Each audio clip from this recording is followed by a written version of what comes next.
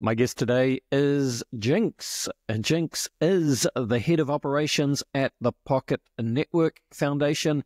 The Pocket Network, of course, is all about unstoppable open source infrastructure. We'll learn all about this today. Welcome to the show, Jinx.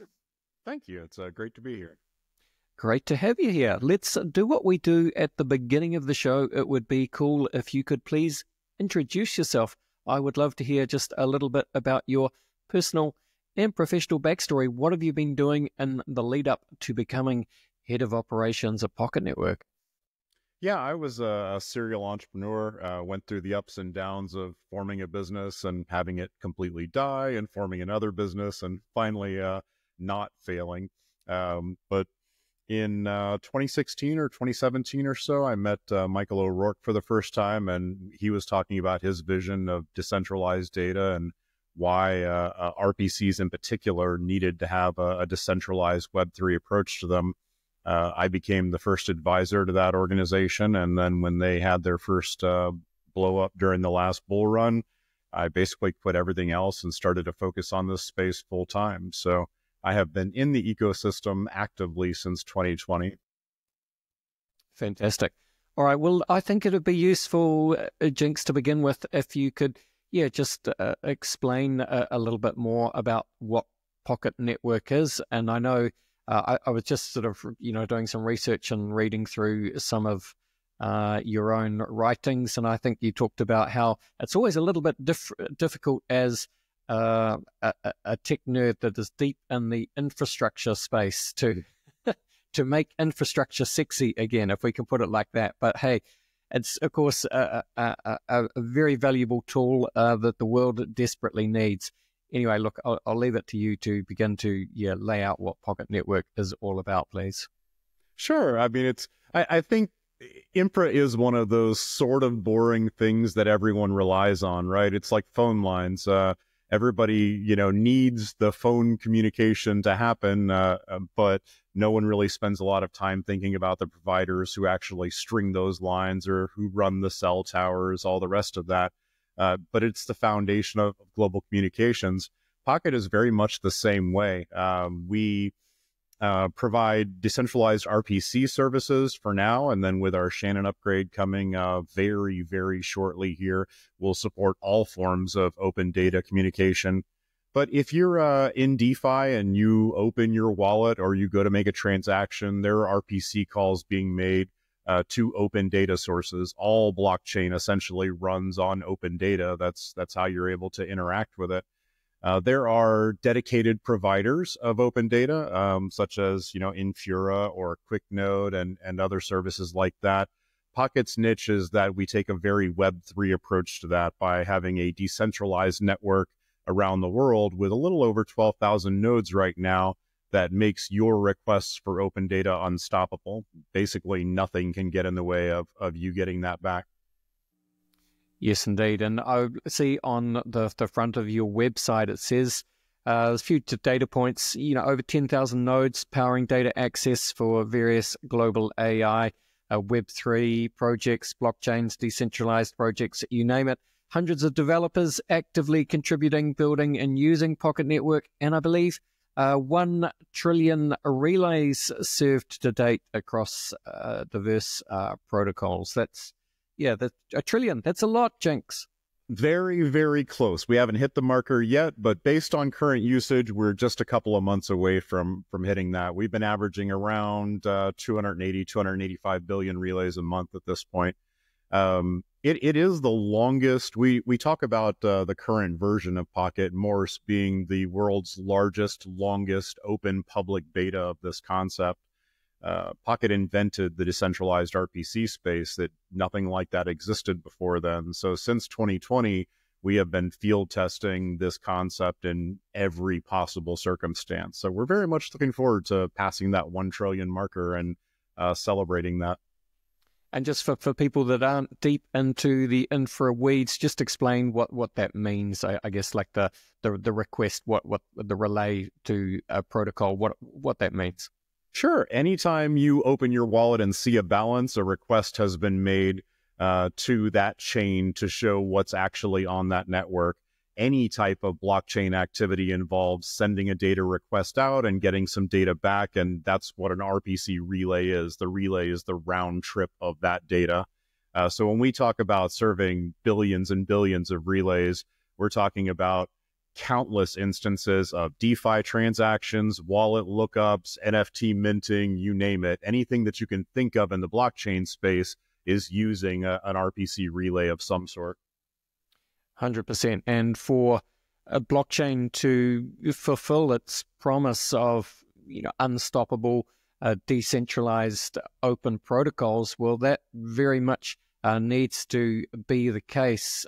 So we rely on infra such as Pocket, but you mentioned the Shannon upgrade, which I believe is going to take Pocket Network, to another step along that journey, if you like. So just explain what the Shannon upgrade is, Jinx.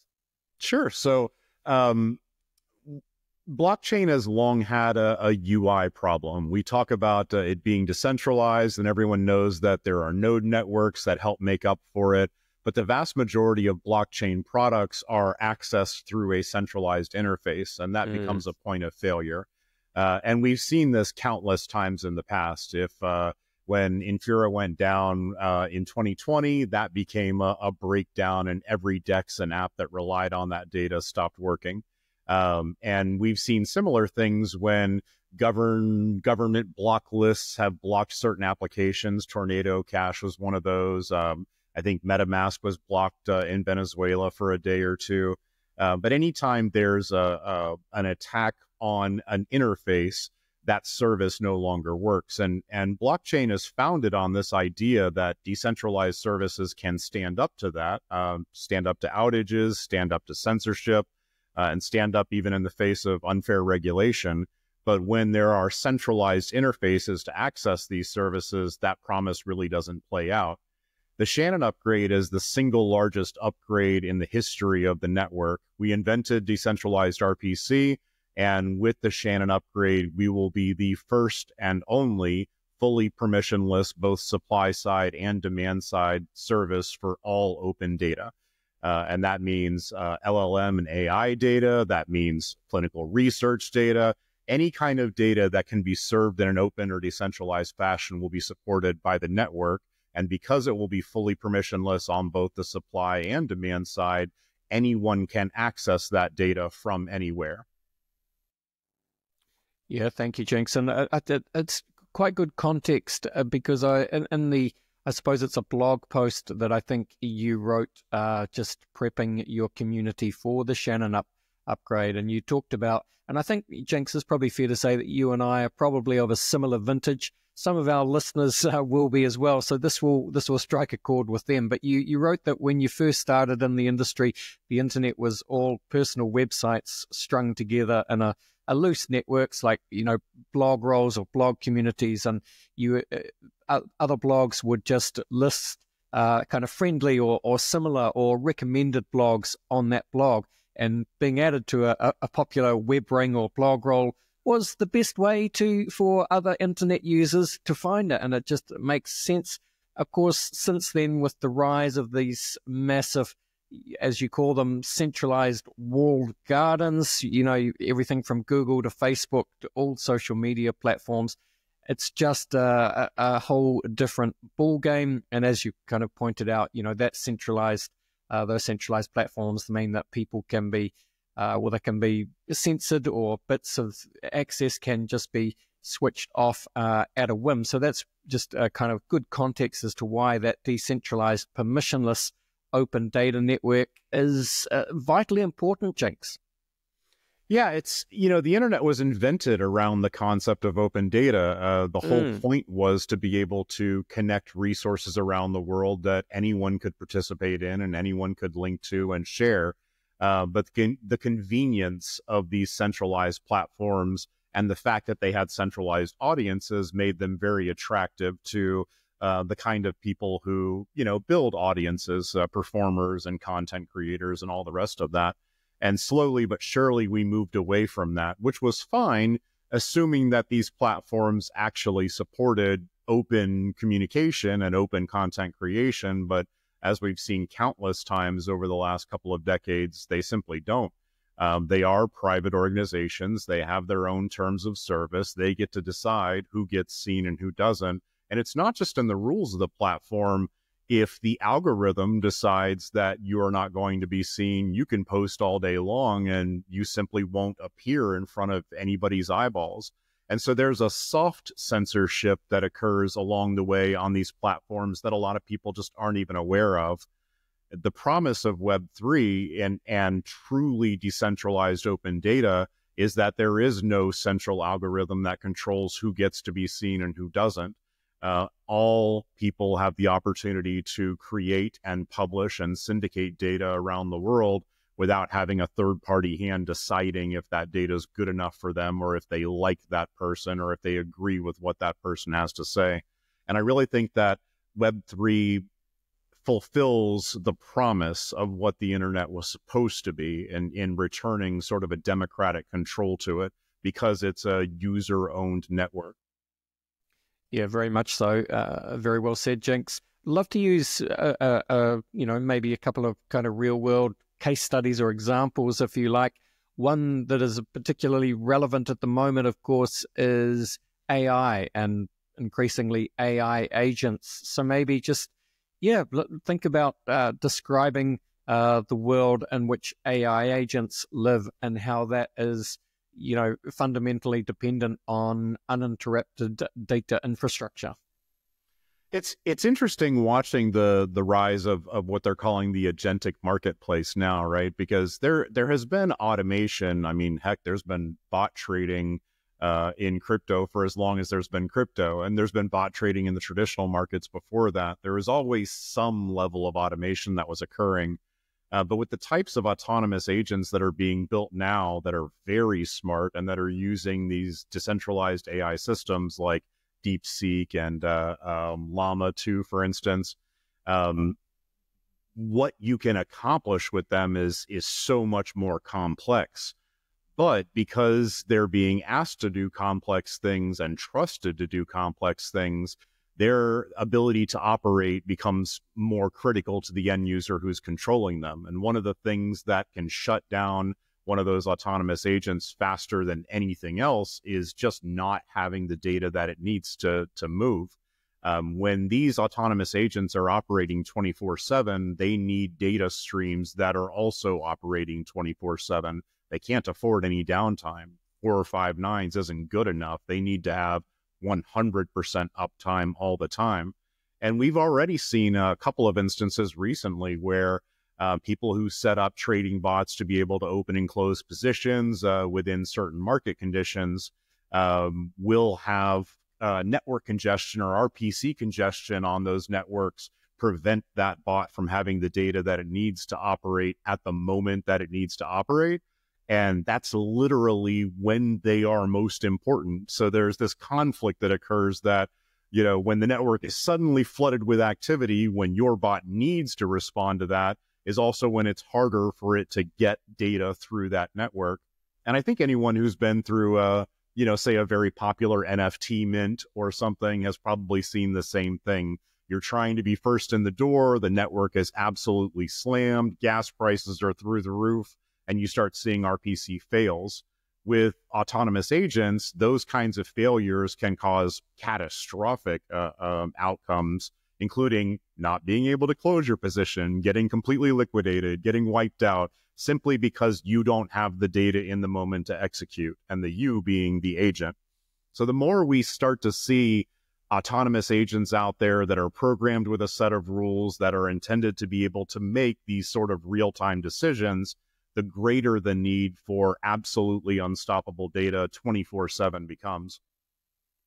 Yeah, very well said. Again, Jinx, and how would you kind of frame that in terms of how important that open data landscape is at the moment for the global financial ecosystem, shall we say? And then if you extrapolate beyond that, what does that decentralized infrastructure look like for the future of the internet, the future of finance, on whatever kind of time scale you want to look toward? Well, I think it's easiest to understand the financial use cases now because they're so common, and because we've already had, sort of the elementary version of that for a long time. Anybody who's been around, at least a decade or so is probably familiar with Haas bots and some of the earliest forms of trading mechanisms. But now the financial marketplace itself has become more complex, where you have people running multi-chain arbitrage and these very, very complex transactions and operations that require being able to filter and respond to massively different kinds of data sources across multiple networks, all within a single paradigm, and be able to react intelligently to that. And that's the kind of things that people are building currently to be able to interact with the marketplace at large. And I like using those as examples currently because it's easy, I think, for a lot of people to wrap their minds around. They understand trading bots. They've maybe been sniped by a bot before in a trade.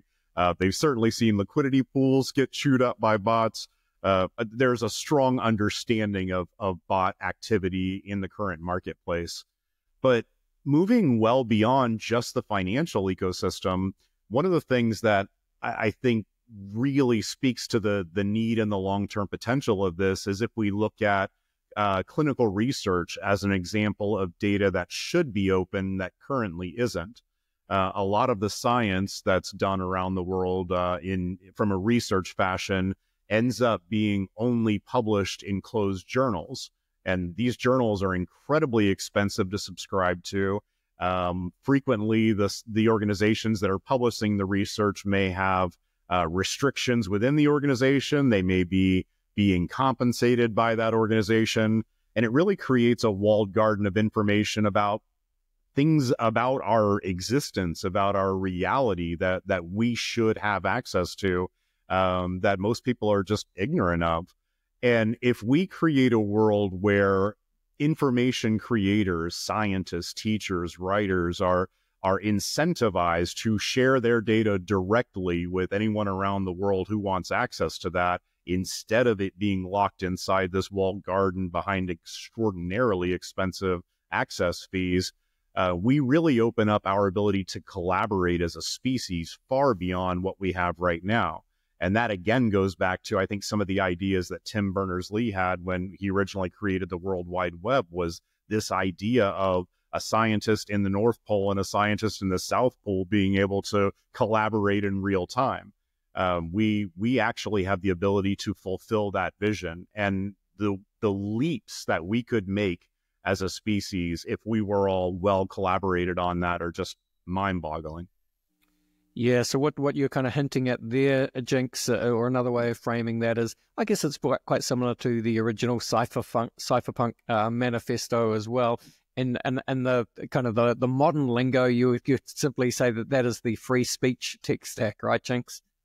Yeah, I mean, this is a concept that I've been working on for a long time, and because we look at how applications are built now, and even if they're built with the best of intentions, they are going to be using one or more products in their stack that have a single point of failure to them. I mean, it's easy to go to AWS and spin up a whole stack of supported applications for your data storage, for your syndication, for your compute. It's super, super convenient, but that also means that there's a single switch that can be flipped that shuts your entire application off. And so when I talk about a free speech tech stack, I'm talking about building apps that are bulletproof from top to bottom, that don't require any of these centralized services at all. If you're using decentralized storage, if you're using decentralized compute, if you're using decentralized views, and if you're serving up that information through a decentralized syndication network like Pocket, you no longer have the risk of some organization, whether that's private, corporate, or governmental, being able to shut off your information. It's operating outside of those controls. And when it comes to protecting and defending the ability to actually exercise free speech, a technology stack that allows you to do that is critical to that end. Yeah. let's pivot slightly, Jinx. So there's a token, of course, POCT. Is that how we say the Pocket Network token is POCT? Which, of course, I'm sure it's the lifeblood of the network. I believe you can stake it, you can buy it. All things POCT. How does POCT work, Jinx? So Pocket is a utility token that services both the demand side and the supply side of the network. People who want to participate in the supply side of the network have to stake a minimum of 15,000 Pocket per node.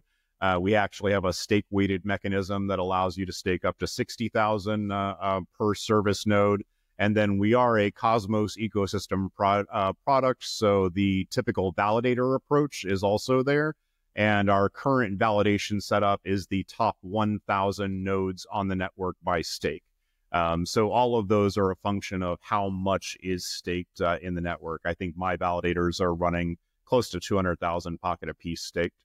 And on the supply side, especially once Shannon is fully launched and live, we have some gateway interfaces right now that are required. But once Shannon is fully live, you'll also be able to stake Pocket on the demand side for access to the data on the network.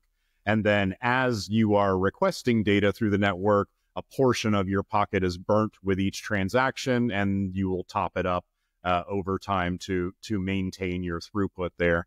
On the supply side, node runners are rewarded with Pocket. So as they are servicing relays, they earn Pocket as yield. And then once Shannon is live, we are structuring for a parity in mint and burn to essentially balance out and create a total stable supply where any Pocket emitted as a reward on the supply side is being burnt from the demand side so that we have a predictable and stable economy. Yes, indeed. Should also point out that, in case it's not obvious, the Pocket protocol is, you can think of it, listeners, as DePIN, decentralized to physical infrastructure, a very much part of the world we live in, and increasingly the world that we are moving into. I thought I saw you say something like, Jinx, there's a meme in crypto that Bitcoin fixes this or Ethereum fixes it or whatever it is. But in your view, this is also a simple truth, and that Pocket fixes this. Just to explain what you mean there. Well, I mean that of all of the issues that exist in blockchain right now with centralization, none of them provide a fully permissionless way to access those services at all. And the vast majority of them rely pretty heavily on centralized services underneath their primary layer. So it's not even just the fact that there is a single website to access it, for instance. It's also the fact that those backend services operate on AWS and Vercel and, other centralized services. So Pocket fixes this in that it really ties together all these secondary services in a truly permissionless fashion. Like, I don't think that a lot of people really understand the change of paradigm that's occurring with that. Most people just aren't really familiar with the underpinnings of the apps that they're using until those apps go down. You think you're on a decentralized service, but Amazon has a major outage and suddenly you can't access that decentralized service anymore. And I know that there have been some sort of arguments about what qualifies as DePIN and what doesn't. And it is true that a lot of people do run Pocket nodes on cloud services. That's certainly not our recommendation. We very much would prefer that everyone is running on bare metal. But that's where the decentralized physical aspect of that comes in. Anyone with a competent machine, whether it's in their home or whatever else, can directly participate in servicing Pocket Network. So that it's really the missing piece to be able to connect to open data everywhere in a permissionless fashion. And I know that some people aren't really sure about what permissionless means either. If you have to go put your email in a service to get an API key to access a service, that's not permissionless. They might put permissionless in the marketing, but that means that someone somewhere has your email address and has control over that API key. With Pocket Network, after the Shannon upgrade, there is no entity that controls that. There is no issuing entity. You are dealing with the protocol directly without a middleman at all. Got it. Thank you, Jinx. All right. Well, look, as we start to finish up this part of the podcast, just for people that want to dive into Pocket Network, even get some Pocket, keep up to date with what you're doing, what is the best way for people to get involved? What should they do? Where should they go? Well, you can either follow Pocket POKT Network on X, or really the best thing to do is come to the website and dig into it a bit. That's POCKET.network, NETWORK. And not just join us socially, although you have all the links there, but really dig into the docs and take a look at what we're doing here. If you are in any way technical, I think you're going to quickly find a lot to love there. And if you're not technical and you just want to participate in the community and be part of what we're building, you are welcome to do that too. We have a pretty lively group on both Discord and Telegram, and plenty of degens in the mix if that's your flavor. Excellent. All right. Link is in the show notes, folks. But yeah, Pocket.network.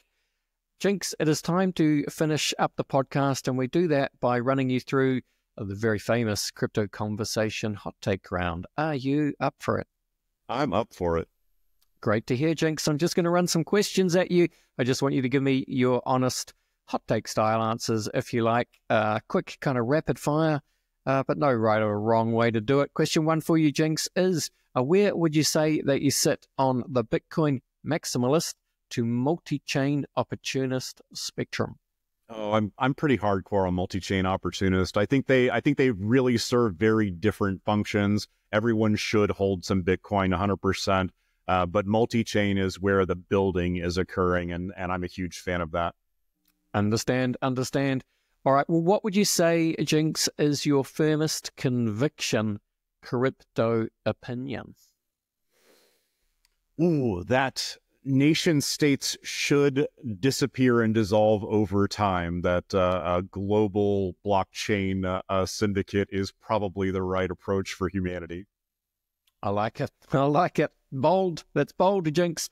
All right. Well, look, Bill Gates famously said we tend to overestimate what we can accomplish in 2 years and underestimate what we can accomplish in 10. So look, 10 years' time, it is a long time. I don't know if we can abolish nation states in 10 years' time, but who knows? With Trump and Elon in charge, maybe we can. Anyway, anything you like here, Pocket Network, the world, nation states, what does it all look like in 10 years' time? I think we get to a point where Pocket Network and similar are just like those phone lines, or just like TCP/IP, that most people don't even think about it, but that it powers everything. I love it. All right, here's one I'm sure you've heard before. William Gibson famously said that the future is already here. It's just not evenly distributed. With that in mind, Jinx, what is an example of the future being here right now, but most people aren't aware of it? Oh, goodness gracious. God, the ability to literally run our own internets without most of the current providers that are in place right now, with darknets and with local decentralized deep-in approaches to ISPs. We literally have the ability to run decentralized networks that are purely people-powered outside of most of the established communications companies. And that's just not broadly known yet. I love it. All right. We're close to finishing. Here's a tricky one, Jinx. What keeps you up at night? Ooh. Whether or not that we are eventually going to have a real head-to-head war between regulation and technology. It's gone back and forth multiple times, and at some point in time, if those nation states start to see decentralization as a real threat to their control, I think that we may still have that battle. Yes, indeed. Very well put. All right. Last question, Jinx. What is your favorite science fiction book, film, or TV show? Oof. I'm going to go with a two-part answer. You brought up William Gibson, and Neuromancer and Mona Lisa Overdrive are probably my two favorite works of future-looking science fiction. Highly recommended read. There you go. William gives some pure cyberpunk vibes. Neuromancer, fantastic. All right. Jinx, this was fun. Thank you so much for coming on the show, talking about Pocket Network and succeeding in making infrastructure sexy again. Just close it out by telling people again where they can go to learn all about Pocket Network, and look, shout out your social networks, etc. Yeah, definitely. Come by our website at pocket.network. And, if you want to follow me on X, I am the Poctopus, ThePoktopus. And I try and keep it entertaining on there, although I'm less of a social media butterfly than I used to be. Awesome. Hey, thank you so much, Jinx. All the best, and bye for now. Hey, pleasure being here. Thank you.